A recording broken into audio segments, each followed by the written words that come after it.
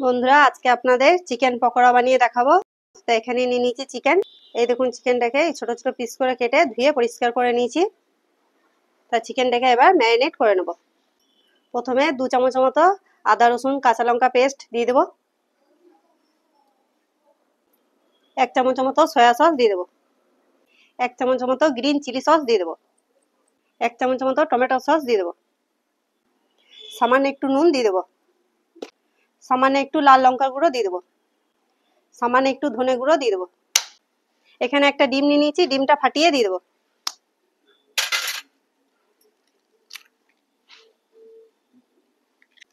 সামান্য একটু লেবুর রস দিয়ে দেবো।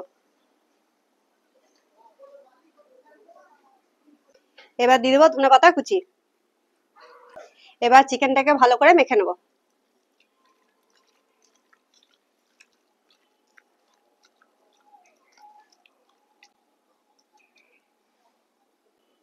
চিকেনটা ভালো করে মেখে নিয়েছি। এবার 1 ঘন্টা মতো ঢাকা দিয়ে রেখে দেবো।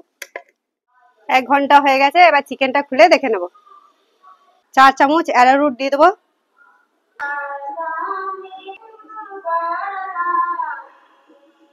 2 চামচ কর্নফ্লাওয়ার দিয়ে দেবো।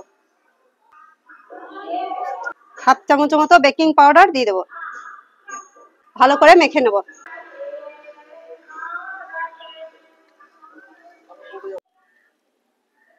ভালো করে মেখে নিয়েছি। এবার পকোড়াগুলো ভেজে নেব।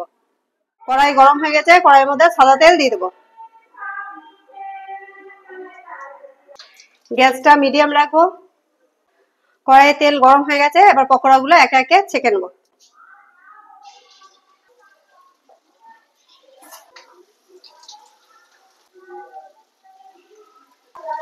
এক পিঠ ভেজে নিয়েছি, এই পিঠটাও উল্টে দেবো।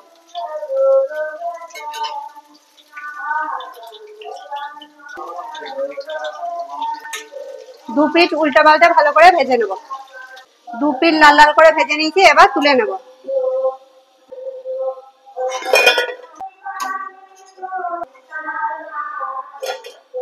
এইভাবেই একে একে ভেজে নিয়ে আপনাদের দেখাচ্ছি।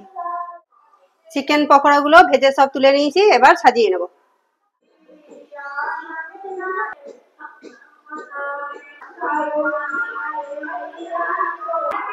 সামান্য একটু বিট নুন দিয়ে দেবো।